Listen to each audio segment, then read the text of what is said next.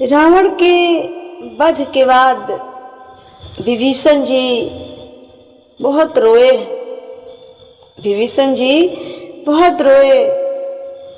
मंदोदरी सारी रानियां विलाप कर रही है कि गोद तो उजड़ ही गया पर आज मांग भी उजड़ गया।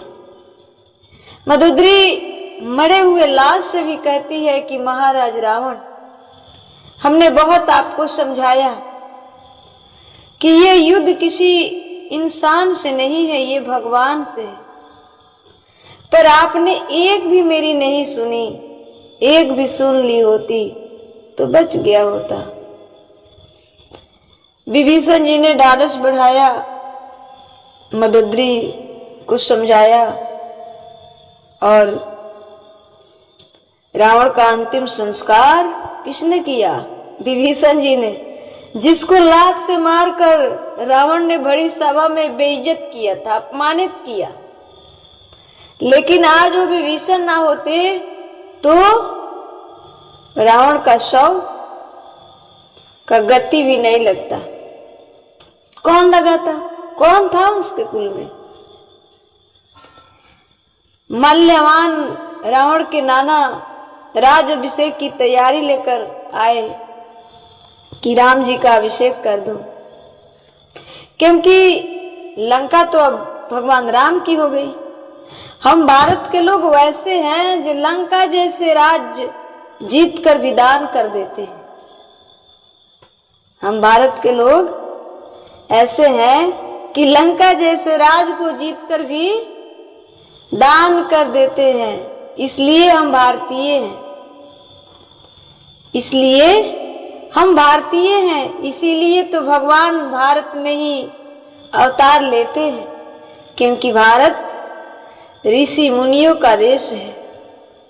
ठीक है, तो मल्यवान ने कहा कि अभिषेक कर दूं ताकि राजा के ना होने से देश आरक्षित हो जाता है, असुरक्षित हो जाता है। भगवान राम ने कहा कि मैं राज पाने के लिए युद्ध नहीं किया, मैं ये लंका हड़पने के लिए युद्ध नहीं किया, मैं असत्य पर सत्य की झंडा फहराने के लिए युद्ध किया, अधर्म पर धर्म की विजय के लिए युद्ध किया। सिर्फ मैं एक अपनी पत्नी सीता के लिए युद्ध ये नहीं किया। ये राज्य मैं रावण के जीते जी, जब विभीषण जी मेरे पास गए, मैं उसी समय विभीषण जी को सौंप दिया था। उसी समय विभीषण जी को सौंप दिया था। जब विभीषण जी राम के शरण में गए ना, तो भगवान राम कहते हैं, लंकेश कहो लंकेश। विभीषण जी तो आश्चर्यचकित हो गए कि भाई लंकेश तो मेरे भैया को बोलते हैं, हमें क्यों? तो भगवान राम ने कहा कि अब रावण लंकेश कुछ ही दिनों के लिए रह गया है, लंकेश तो आप ही हैं। तो विभीषण जी ने दाह संस्कार किया, अंतिम संस्कार किया रावण जी का। इसलिए कहते हैं ना कि समय का प्रतीक्षा करना चाहिए। समय ही तो भगवान है ना, कब किसके मुड़ी पर क्या गिरा देगा कोई भरोसा नहीं। ठीक है, तो भगवान राम अब विभीषण जी पर रावण के अंतिम संस्कार की जिम्मेदारी सौंपकर अपने शिविर में चले गए। विभीषण जी अंतिम संस्कार किए रावण के बड़े सम्मान पूर्वक, क्योंकि रावण वीर गति को प्राप्त हुआ है। रावण का युद्ध कोई छोटे मोटे मनुष्य से नहीं था, रावण का युद्ध स्वयं नारायण से था, जो राम रूप में प्रकट हुए। अंतिम संस्कार संपन्न करने के बाद विभीषण जी व्याकुल है कि माता सीता को आदर सहित पहुंचा दिया जाए।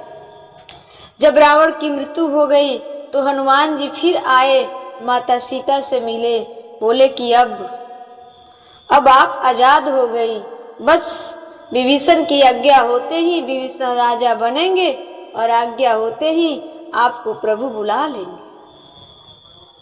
माता सीता को कुछ तो शांति मिला।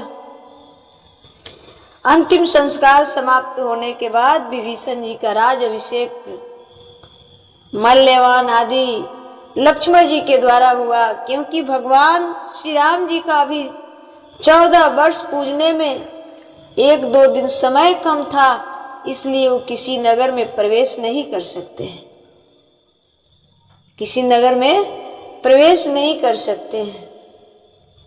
अब हनुमान जी ने कहा कि विभीषण जी, माता सीता का विदा कीजिए। विभीषण जी ने कहा कि बड़े सम्मान पूर्वक मैं माता सीता का विदाई करूंगा। भाई सोने का लंका है, वहां सोने की कमी थोड़े है। अब विभीषण जी ने पूरा हार और जितना मतलब गहना होता है, जितना आभूषण होता है, माता सीता को प्रदान किए। बड़े प्रेम से, बड़े आदर पूर्वक सब राक्षसियों ने माता सीता के चरणों में प्रणाम किया और माता का विदाई लंका से हुआ। आजाद हुई माता। लंका से जब मां सीता प्रभु श्री राम के शरण में गई, डोलियों में बैठकर गई। जैसे माता सीता के डोली आते हुए सारे बानर लोग नल नील देखे, ऋक्ष बानर आदि देखे, सब माता को देखने के लिए व्याकुल हो गए। माता को देखने के लिए व्याकुल हो गए। प्रभु ने शांति सबको किया और माता सीता निकली। सबने बड़े प्रेम से दर्शन किया, सबने बड़े प्रेम से दर्शन किया। जब माता सीता प्रभु की तरफ बढ़ी तो प्रभु का लीला तो लीला है ना। भगवान अपनी सीता को कहाँ भेज दिए थे? पिता अग्नि के लिए, अग्नि के संरक्षण में थे, सुरक्षा के लिए। भगवान राम ने माता सीता को रोक दिया, ठहरो। लक्ष्मण जी तो लक्ष्मण जी है, भगवान के भेद तो जानते नहीं थे। लक्ष्मण जी तो अपने भाई से लड़ गए, अपने भाई से लड़ गए कि क्यों, सारी दुनिया तो दोष लगा सकती है, पर चलो आप तो जानते हैं ना कि माता सीता पवित्र है। जिन्होंने आपके लिए अपनी जीवन बारिश में भीग कर वृक्ष के नीचे बिताया, तपती धूप में बैठी रही, आप उनका अग्नि परीक्षा लेंगे? लक्ष्मण जी बोले कि मैं भाभी की तरफ से युद्ध करूंगा, मैं भाभी की तरफ से विरोध में खड़ा हूंगा, युद्ध करूंगा। आप सब कुछ जानते हुए भी माता का परीक्षा लेने की बात कह रहे हैं। भगवान राम ने समझाया कि लक्ष्मण, ये अग्नि परीक्षा नहीं है। लक्ष्मण, ये एक्चुअली अग्नि परीक्षा नहीं है। तो लक्ष्मण जी ने पूछा तो फिर क्या है? तो प्रभु श्री राम ने कहा कि जब तुम वन में लकड़ी लाने गए थे ना, तो मुझे पता था कि दुष्ट रावण सीता का हरण करेगा, तो मैं अपनी असली सीता को अग्नि पिता के संरक्षण में दे दिया। और ये तो सीता की परछाई है, मुझे अग्नि परीक्षा नहीं लेनी है। मुझे सीता पर किंचित मात्र संदेह नहीं है, पर अपनी वास्तविक सीता लेनी है बेटा। लक्ष्मण जी ने कहा कि भैया तो ये बात आपने पहले बताई क्यों नहीं? भगवान राम ने कहा कि सब बात बताने का उचित समय होता है। यदि हम बता दिए होते तो आज विरोध तो नहीं करते ना तुम। हमने तो ये देख लिया ना कि भाभी पर आपको विश्वास कितना है, उनके चरित्र पर विश्वास कितना है। ये तो आज संसार देखा ना। ये शब्द अमित अक्षरों में, शास्त्रों में, इतिहास में लिखा जाएगा लक्ष्मण। लक्ष्मण जी ने कहा जैसी आज्ञा प्रभु। लक्ष्मण जी ने अग्नि का व्यवस्था किए और अग्नि प्रज्वलित हुई। माता सीता उस अग्नि में प्रवेश कर गई जो परछाई थी। जो परछाई माता सीता थी उस अग्नि में प्रवेश कर गई और वही अग्नि में जो प्रवेश की वही सीता बोली कि प्रभु आप अगले जन्म में हमें किस रूप में मिलेंगे। भगवान राम ने कहा कि मैं कृष्ण बन के आऊंगा और तुम द्रौपदी बनकर आना, तुम मेरी बहन बन के आना, मैं भाई बन के तुम्हारा रक्षा करूंगा। वही जो फरसाई सीता है ना वही है द्रौपदी। जो फरसाई सीता की है ना वो कौन है? अगले जन्म में वही द्रौपदी है। अब भगवान राम अपनी असली सीता को वापस लिए। ये लोग कहते हैं ना कि अग्नि परीक्षा, एक्चुअली अग्नि परीक्षा नहीं थी, भगवान को अपनी वास्तविक सीता वापस लेनी थी, अपनी सीता लेनी थी, अग्नि परीक्षा नहीं। भाई भगवान क्यों विश्वास अपने सीता पर शंका करेंगे? सारा लीला तो उन्हीं का है ना, तो नहीं कर सकते शंका। बस ये परीक्षा थी, परीक्षा हुई और उसके बाद भगवान राम लक्ष्मण सीता तीनों साथ हुए। सारे वानर वृक्ष जय जयकार करने लगे, सारे देवी देवता आकाश से पुष्प बरसाने लगे।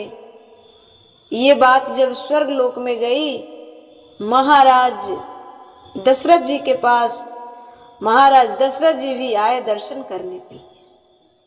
महाराज दशरथ जी भी आए दर्शन करने के लिए, आशीर्वाद देने के लिए। दशरथ जी प्रभु श्री राम से बहुत प्रेम करते हैं, बहुत। और एक पिता का धर्म है कि बेटा यदि सामने चला जाए तो उस पिता के जीने का कोई प्रश्न नहीं रह जाता, कोई शेष नहीं रह जाता है।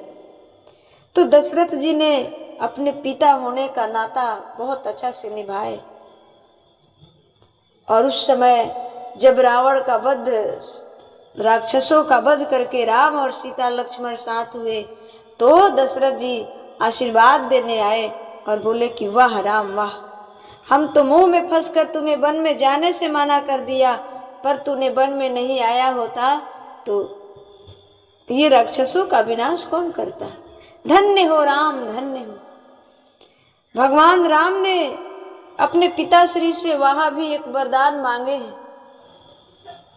पिताश्री से वहां भी एक वरदान मांगे हैं, जो मैं नेक्स्ट वीडियो में बताऊंगी कि कौन सी वरदान प्रभु श्री राम ने महाराज दशरथ जी से